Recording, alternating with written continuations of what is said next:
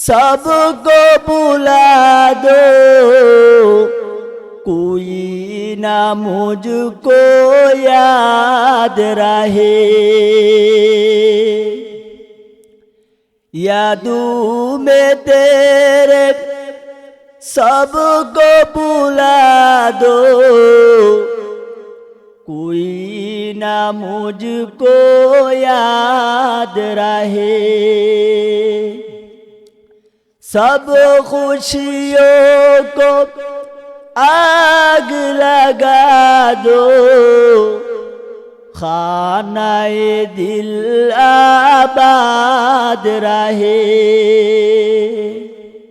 अब तू रहे बस तादमे आखिर, अब तू रहे बस तादमे आखिर। विर्द जुबा ऐ मेरे इलाह, ला इलाहा इल्लल्लाह। সকলে আওয়াজ করে বলি লা ইলাহা ইল্লাল্লাহ।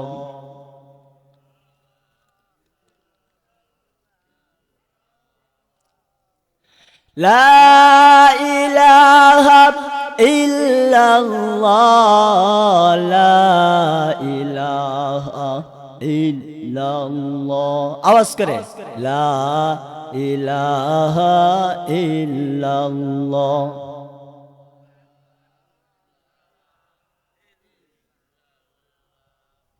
লা ইলাহা ইল্লাল্লাহ। বহু দূরে মাদিনা, আমরা কেমনে যাব জানি না। ভাইজান বহু দূরে মাদিনা, আমরা কেমনে যাব জানি না। দয়া করো দয়াল আল্লাহ, দয়া করো দয়াল আল্লাহ।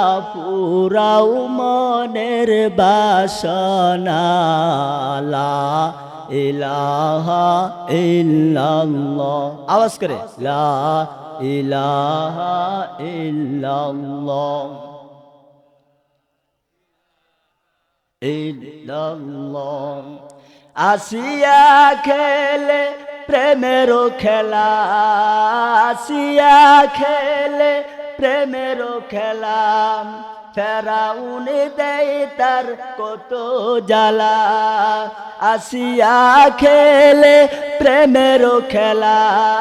ফেরাউন দেয় তার কত জ্বালা। আরশ থেকে আল্লাহ বলে, আরশ থেকে আল্লাহ বলে, দেও কষ্টেরি তালা, লা ইলাহা ইল্লাল্লাহ। আওয়াজ নাই, শক্ত বলেন, শরীর গরম করেন। লা ইলাহা।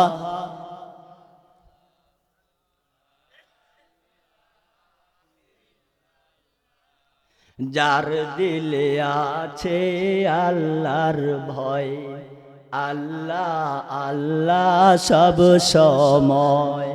যার দিলে আছে আল্লাহর ভয়, আল্লাহ আল্লাহ সব সময়। তার দুনিয়াদারি ভালো লাগে না, দুনিয়াদারি ভালো লাগে না। ভালো লাগে শুধু ইল্লাল্লাহ, লা ইলাহা ইল্লাল্লাহ, লা ইলাহা ইল্লাল্লাহ। লা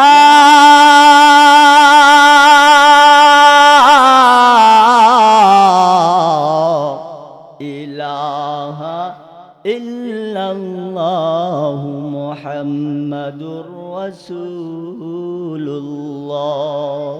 আওয়াজ করে বলি সাল্লাল্লাহু আলাইহি ওয়াসাল্লাম। আলহামদুলিল্লাহ। তালিমুন্নেসা কমি মহিলা মাদ্রাসা আলমপুর কেন্দ্র নেত্রকোনা এর উদ্যোগে আয়োজিত আজকের এই ওয়াজ মাহফিলের মান্যবর সভাপতি মণ্ডলী এবং আলোচক বৃন্দ, আগত অনাগত ওয়াইজ বৃন্দ, আমার সামনে উপস্থিত বিভিন্ন এলাকা থেকে সমাগত দিন প্রিয় ইসলাম প্রিয় মুরব্বী বাবারা,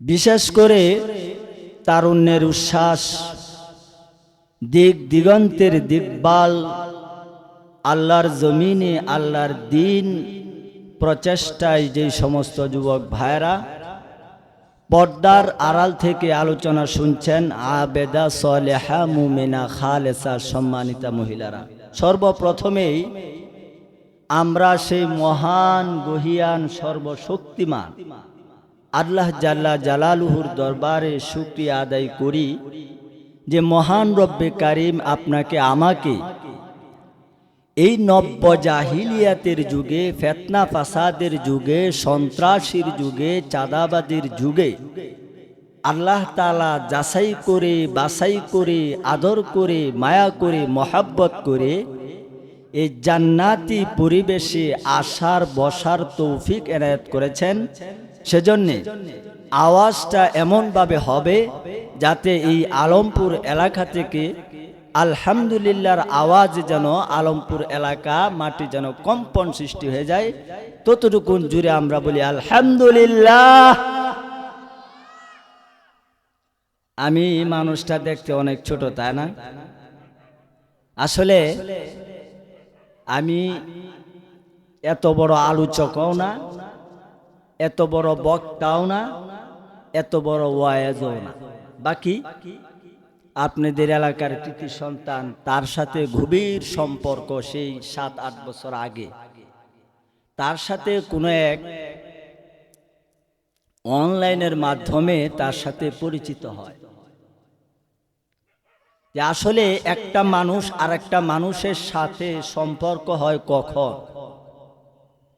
যখন তার ভিতরে ভালো গুণাগুণ দেখে, তখনই তো একটা মানুষ আর একটা মানুষের সাথে সম্পর্ক হয়, তাই না? তো অত্র মাদ্রাসার যিনি প্রিন্সিপাল, আমার শ্রদ্ধেয় বড় ভাই এবং বন্ধু বড় মাওলানা হাবিবুর রহমান সাহেব, ওনাকে অত্যন্ত আমি অন্তর থেকে ভালোবাসি এবং উনিও আমাকে অন্তর থেকে ভালোবাসেন। তো সেই সুবাদে তার সাথে আমার সাথে যে ভালোবাসার যে সম্পর্কটা, এটা শুধু অনলাইনের মাধ্যমে হচ্ছে। তো আল্লাহর কি লীলা খেলা! আল্লাহ তাআলা তো প্রত্যেকটা বান্দার অন্তরের খবর জানে, না জানে না? জানে। তো আসলে বাস্তবিকভাবে হাবিবুর রহমান ভাই আমাকে অন্তর থেকে ভালোবাসে, আমিও তার অন্তর থেকে ভালোবাসি, কিন্তু কি নাই, দেখা সাক্ষাৎ নাই। তো আল্লাহ তাআলা কোনো একদিন আল্লাহর কি অশেষ রহমতে হাবিবুর রহমান ভাই আমাদের এলাকা, আমাদের ইউনিয়নে প্রোগ্রামে গিয়েছিলেন। তো সাথে সাথে ওই মাহফিলের মধ্যে তার সাথে আমার সাথে দেখা। তো উনিও আমাকে দেখে আশ্চর্য হয়ে গেছে, আমিও তারে দেখে আশ্চর্য হয়ে গেছি। কি ব্যাপার?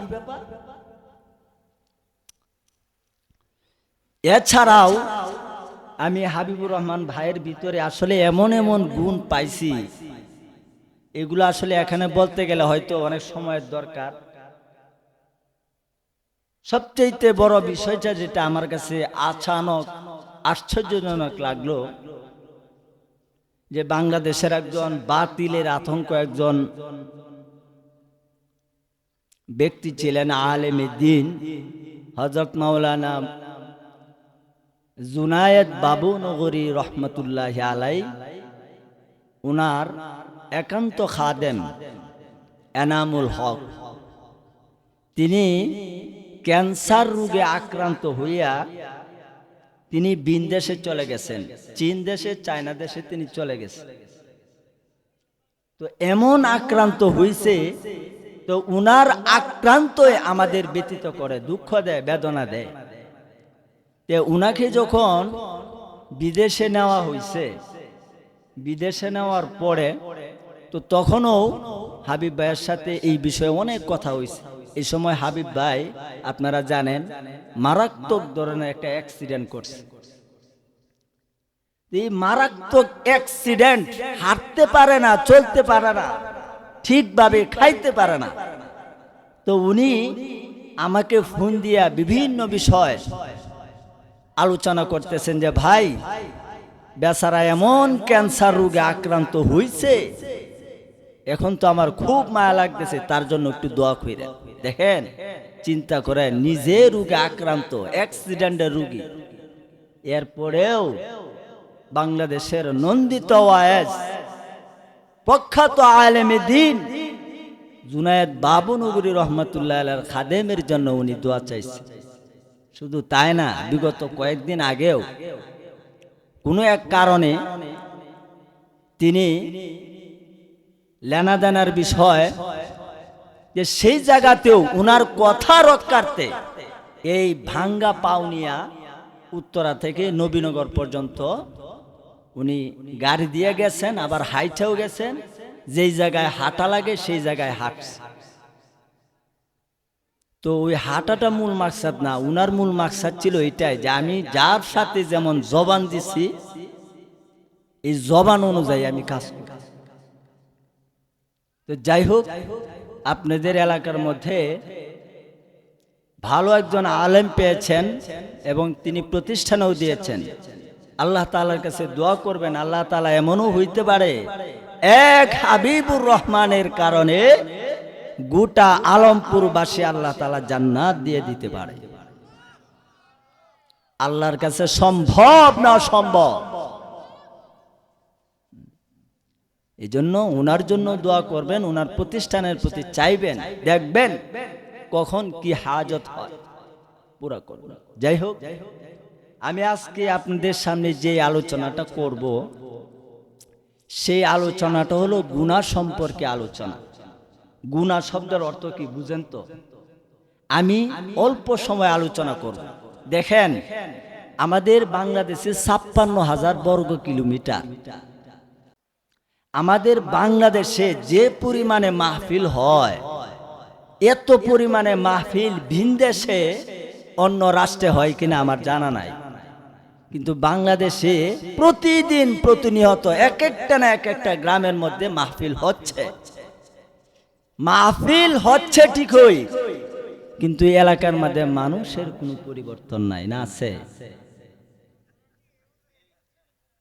তাহলে এই যে আমরা আরামের ঘুম হারাম কইরা, শাশিরে পরিত্যাগ কইরা, পরিবার পরিত্যাগ কইরা, সন্তান পরিত্যাগ কইরা আমরা এখানে আয়সা বসছি, যদি কিছুটা পরিবর্তন যদি না করতে পারি তাহলে এই ওয়াজ শুনে লাভ আছে? এজন্য আজকের মাহফিল থেকে এরাদা করেন, ইচ্ছা করেন যে আজকে এই মহিলা মাদ্রাসার উদ্যোগে যতগুলো ওয়াজ আলোচনা করবে, এই ওয়াজদের প্রত্যেকটা ওয়াজদের একটা একটা আলোচনা, একটা বিষয় যদি আমল করতে পারেন, আর বাকি কয় বছর বাঁচেন এখানে যারা আছে সবাই দিহি মুরব্বী, সবাই মুরব্বী। কয়দিন পরে মালাকুল মাউত আয়সা ডাক মারবে। হ্যাঁ, মালাকুল মাউত যেদিন আসবে এদিন কি কারো দুয়ারে দুয়ারে আসবে? এ সলিমুদ্দিন, তোমার রুহটা রাতের 12টার সময় নেওয়া হবে, তুমি প্রস্তুত থাকিও, এরকম নাকি? আল্লাহ তাআলা কুরআনে বলেন, ওয়ালিকুল্লি উম্মাতিন আজাল ফাইযা জাআ আজালুহুম লা ইস্তাখিরুনা সাআতাও ওয়া লা ইস্তাকদিমুন। মালাকুল মাউত যখন আপনার ঘরের মধ্যে আসবে, মালাকুল মাউত কিন্তু এই কথা আপনাকে বলবে না, ও সলিমুদ্দিন রাতের 12টার সময় তোমার ঘরের মধ্যে আসব, তুমি প্রস্তুত থাকিও। এই কথা কখনো মালাকুল মাউত বলবে না। এমনও তো হইতে পারে আপনি খাবার খাইতেছেন হঠাৎ করে তৃতীয় লুকমা যখন মুখের মধ্যে দিবেন মালাকুল মাউত বলবে তৃতীয় লুকমা তোমার মুখের মধ্যে দেওয়ার আর কোনো ক্ষমতা না।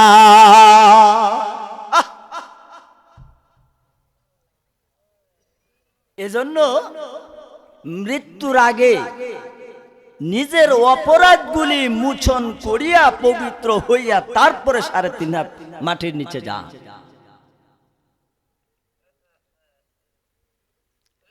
আমরা গুনাহ এমন একটা যুগ ছিল পৃথিবীতে যে মানুষ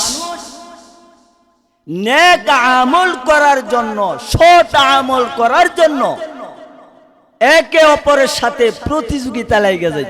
কি লাগতো প্রতিযোগিতা বুঝেন তো?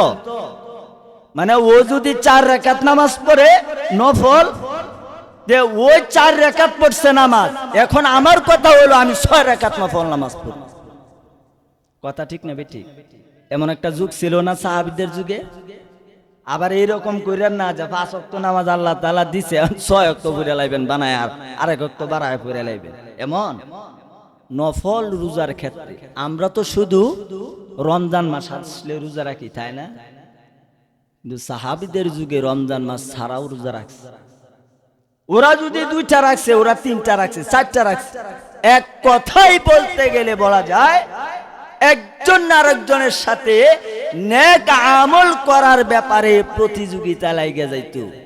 কিন্তু সেই যুগ পরিবর্তন হয়ে আজকে নব্য জাহিলিয়াতের যুগে। এজন্য আমি উপস্থাপনার আগে বলছি নব্য জাহিলিয়াতের যুগ, যেই যুগের মধ্যে নেক আমল করার প্রতিযোগিতা তো দূরের কথা, দূর কি বাপ, নেক আমল করার কথা তো দূর কি বাপ, সেই জায়গায় বদ আমল কিভাবে একজনের সাথে আরেকজনের প্রতিযোগিতা লাগা যায় সেই চেষ্টাটা মানুষ করে কি করে না? এজন্যে ওই যুগ পরিবর্তন হয়ে আমাদের নব্য জাহিলিয়াতের যুগে আমরা পদার্পণ করেছি। কিন্তু একজন বদ আমল করলে, খারাপ কাজ করলে আমরা খারাপ কাজের দিকে যাই। যেমন মনে করেন এক যুবক পোলা 1 বোতল মদ খাইল, এখন মদ খায়া আরেক বন্ধুর দ্বারা গেছে, মদ খাইছে তো গোপনে 1 বোতল মদ খাইছে, গোপনে খাইয়া তার বন্ধুর দ্বারা আয়সা বলতেছে, বন্ধু 1 বোতল মদ খাইছি, কি মজাটা যে লাগছে আমার। তো ও চিন্তা করতেছে তোর 1 বোতল মদ খায়া যদি এত মজা লাগে, আমি আগামীকালকে 2 বোতল খাম। এরকম লাগে না? হয় কি হয় না? মানুষ আজকে সমাজের মধ্যে জিনা ব্যভিচার করে, আবার ফেসবুকে লাইভ ছাড়ে, নিজে গুনাহ করতেছে, আবার গুনাহটা প্রকাশ করতেছে, আবার নিজে গুনাহ করছে, আবার আরেকজনের কাছে গিয়ে কইতাছে আমি আজকে এই কাজটা করছি। হাই হাই হাই, বদনসিব ছাড়া আর কিচ্ছু। এজন্য আজকের বিষয়টা হলো গুনাহ সম্পর্কিত। দেখেন মুসলিম শরীফের হাদিস, আমরা জানি সর্বশ্রেষ্ঠ কিতাব হলো আল কোরআন। আল কোরআনের পরে আমরা যতটুকু জানি স্বাভাবিক অবস্থায় বুখারী শরীফ, বুখারীর পরে যে প্রাধান্য কিতাব সেই কিতাবটা হলো মুসলিম শরীফ। এই মুসলিম শরীফের একটা হাদিস, মাইস ইবনে মালিক রাদিয়াল্লাহু তাআলা আনহু, তিনি আনসারী সাহাবী ছিলেন। হযরতে মাইস ইবনে মালিক রাদিয়াল্লাহু তাআলা আনহু নবী দরবারে আয়েশা বলতেছেন, ইন্নী কদ জানাইতু, ও নবী গো আমি তো জিনা করে ফেলছি, এখন আমি কি করব? যখন এই কথাটা নবীকে বলছেন, তখন নবীজি এইভাবে মুখটা ফিরায় ফেলছেন, ও সাহাবী আবার নবীজির দিকে বিললেন, বললেন ইয়া রাসূলুল্লাহ, ইয়া হাবিবাল্লাহ, আমি তো জিনা করে ফেলছি। নবীজি আবার মুখ এইভাবে ফিরে নিলেন। তখন সাহাবীদেরকে ডাক দিলেন, এ সাহাবীরা রে, ওই সাহাবী নাকি জিনা করছে, এটা সত্য না মিথ্যা, এটা জাস্টিফাই করো, যাচাই বাছাই করো। এরপরে সাহাবীরা খোঁজ খবর লাগাইল। খোঁজ খবর লাগাইয়া দেখে এই সাহাবী আসলে সত্যি সত্যি জিনা করছে। নাউজুবিল্লাহ বলেন। সত্যি সত্যি জিনা করার পরে সাহাবায়ে কেরামরা নবীর কাছে আয়েশা বলতেছেন, ইয়া রাসূলুল্লাহ, ইয়া হাবিবাল্লাহ, আসলে ঘটনা সত্য। যেহেতু ওই আনসারী সাহাবী বিবাহিত ছিল, এজন্য তার শাস্তি হলো যে একটা গর্ত খনন করো, একটা গর্ত তার কোমর পর্যন্ত খনন করো। গর্ত খনন করার পরে ওই সাহাবীকে ওই গর্তের মধ্যে ফালাইল। গর্তের মধ্যে ফালানোর পরে নবীজি সাহাবীদেরকে বললেন, এই সাহাবীরা শুনো, তারে কোমর পর্যন্ত যেহেতু গাড়ছো, এবার একটা একটা করে পাথর মারো। একটা একটা করে পাথর মারা শুরু করলো। কারণ ওই সময় যদি বিবাহিত নারী যদি জিনা করে, তাহলে তারে পাথর মেরে হত্যা করা। তখন ওই সাহাবীকে পাথর মারতে মারতে চতুর্দিক থেকে রক্ত ছিটায়া পড়ে হাহাকার লাইগা গেছে। তখন বলতেছে, এই সাহাবীরা মারতে থাকো, মারতে থাকো। এক পর্যায়ে পাথর মারতে মারতে ওই সাহাবীর রক্ত আরেক সাহাবীর গায়ের মধ্যে গিয়া লাগছে। গায়ের মধ্যে লাগার পরে ওই সাহাবী আহ কইরা বলতেছে, হায় হায়, নাফরমানের রক্ত আমার গায়ের মধ্যে লাগা গেছে। এই কথা বলার সাথে সাথে এই কথাটা নবীর কর্ণকহরে, নবীর কানের মধ্যে পৌঁছে গেছে। নবীর গালে পৌঁছার পরে নবী বললেন, এই সাহাবী, এটা কি বললা? এই সাহাবীর তো আমি স্বয়ং শাস্তি দিতেছি। ওই সাহাবীর রক্ত তোমার গায়ের মধ্যে পড়ছে বইলা তুমি আহ নাফরমানের রক্ত আমার গায়ে লাইগা গেছে, এই কথাটা বললাম। এ সাহাবী শুনো রে, উনার তওবাটা যে আমি করাইলাম, এই তওবাটা আল্লাহর কাছে এত এত দামি হইছে যে ওই তওবাটা যদি সারা দুনিয়ার মানুষকে বন্টন করে দেওয়া হয়, অপরাধীকে যদি বন্টন করে দেওয়া হয়, গুনাহগার মানুষদেরকে যদি বন্টন করে দেওয়া হয়, তাহলে সমস্ত মানুষের গুনাহগাতা আল্লাহ মাফ করে দিবে। এটা কি 2 টাকার তওবা করছে না 1000 টাকার তওবা? হ্যাঁ, কয় টাকার তওবা? এই ধরনের তওবা কি আমরা করি? মানুষ জিনা ব্যভিচার করে, জিনা ব্যভিচারের কোন বিচার আছে দেশে? জিনা করতেছে, আদালতে মামলা লাগাইলো, বাস। এখন বাংলাদেশের অবস্থাটা এরকম হইছে যে এক ইস্যু যখন হয়ে যায়, মনে করেন একটা জিনা ব্যভিচারের ইস্যু, এটা সারা বাংলাদেশ তুলপা। যখন এই ইস্যুটা থাইমে আরেকটা ইস্যু শুরু হয়ে যাবে, তখন এই যে জিনা ব্যভিচার যে করলো, এই জিনা ব্যভিচারের ইস্যুটা মাটির সাথে মিশাই দিছে। কোন বিচার? এটা হয় না, হয় না? আমি কি মিস কথা কইতে আছি? হ্যাঁ, এজন্যে আমাদের ওই রকম ভাবে তওবা করা উচিত। যে আমরা যেন এই জিনা ব্যভিচার থেকে বেঁচে থাকি। আর এই জিনা ব্যভিচারের ইস্যুটা যদি মাটির সাথে মিশাই দেয়, তাহলে আমাদের ওই রকম ভাবে তওবা করা উচিত দেখেন আপনারা যে গুনাহ করেন, গুনাহ, এই গুনাহ করলে কয়েকটা জিনিস হয়, সবগুলা জিনিস হয় কাল হাসরের ময়দানে আপনার বিপক্ষে দাঁড়াবে। যেমন আপনি যদি গুনাহ করেন, আমের সিজনে জমিন আম দেয়, জামের সিজনে জমিন জাম দেয়, আনারসের সিজনে আনারস দেয়, নারিকেলের সিজনে নারিকেল দেয়, খেজুরের সিজনে খেজুর দেয়।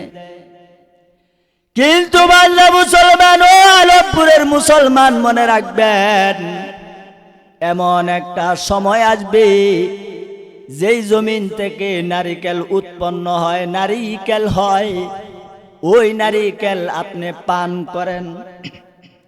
যে আনারস জমিন থেকে উৎপন্ন হয়, ওই আনারস আপনি খান। কিন্তু এমন একটা সময় আসবে রে বাবা, এই জমিনে কাল হাসরের ময়দানে তোমার বিপক্ষে দাঁড়ায় যাবে। আল্লাহ কুরআনের মধ্যে বলেন, ইয়াউমা ইদিন তুহাদ্দিসু আখবারহা বিআন্না রাব্বাকা আওহালাহা। যেই জমিনের মধ্যে আপনি মিথ্যা কথা বলবেন, যেই জমিনের মধ্যে বৈশা আপনি মিথ্যা কথা বলবেন, যেই জমিনের মধ্যে বৈশা আপনি জিনা করবেন, ওই জমিন কাল হাসরের ময়দানে আল্লাহর আদালতে মামলা দায়ের করবে। যেই জমিনের মধ্যে মদ পান করবেন, ওই জমিন কাল হাসরের ময়দানে আল্লাহর আদালতে আপনার নামে মামলা দায়ের করবে। যেই জমিনের মধ্যে সাদাবাজি করবেন, ওই জমিন কাল হাসরের ময়দানে আল্লাহর আদালতে মামলা দায়ের করবে। যেই জমিনের মধ্যে চুরি করবেন, ওই জমিন কাল হাসরের ময়দানে আল্লাহর আদালতে মামলা দায়ের করবে। যেই জমিনের মধ্যে সন্ত্রাসীগিরি করবেন, ওই জমিন কাল হাসরের ময়দানে আল্লাহর আদালতে মামলা দায়ের করবে। যেই জমিনের মধ্যে দাঁড়াইয়া আজকে বুড়া হয়ে গেছি, বুড়া হওয়ার পর আজকে চাষটলের দোকানের মধ্যে বৈশা চোখের পাওয়ার গেছে গা, এরপরেও চোখটি মেলাইয়া মেলাইয়া কত নাচ দেখি। ওরে বাবাজি, আপনারা যদি গুনাহ গাথা ক্ষমা করাইয়া না যদি কবরে যান, তাহলে দেখবেন এই চোখ দিয়াই আল্লাহ আপনাকে গরম সীসা দিয়া জ্বালায়া পুরায়া মারবে। এখন আপনারা বলতে পারেন, হুজুর কাল হাসরের ময়দানে যদি আল্লাহর আদালতে জমিন যদি বলে আল্লাহ অমুক অমুক তমুক তমুক করছে, সব কিছু জমিন বলে দিবে। তাফসিরে ইবনে কাসিরের মধ্যে হযরতে আবু হুরায়রা রাদিয়াল্লাহু তাআলা তাফসিরে ইবনে কাসিরের তাফসির কারক তিনি একটা হাদিস এনেছেন। হযরতে আবু হুরায়রা রাদিয়াল্লাহু তাআলা নবী করিম সাল্লাল্লাহু আলাইহি ওয়াসাল্লাম সাহাবীদের সামনে ইয়াউমাইদিন তুহাদ্দিসু আখবারহা বললেন। বলার পরে সাহাবীদেরকে বললেন, এই সাহাবীরা জমিনের বৃত্তান্ত কি জানো? তখন ওই সাহাবীরা বললেন, ইয়া রাসূলুল্লাহ, ইয়া হাবিবাল্লাহ, কাল হাসরের ময়দানে জমিন কি কি করবে না করবে এটা আমাদের জানা নাই। তখন নবীজি বললেন, যে জমিনের মধ্যে বৈশা তুমি গুনাহ করবা, ওই জমিন আল্লাহর কাছে এই কথা বলবে যে অমুক জায়গায় অমুক সময় অমুক কাজটা অমুক বদ আমলটা করছি। জমিন সব বলে দিবে কোন সময় করছেন, সকালে না বিকালে।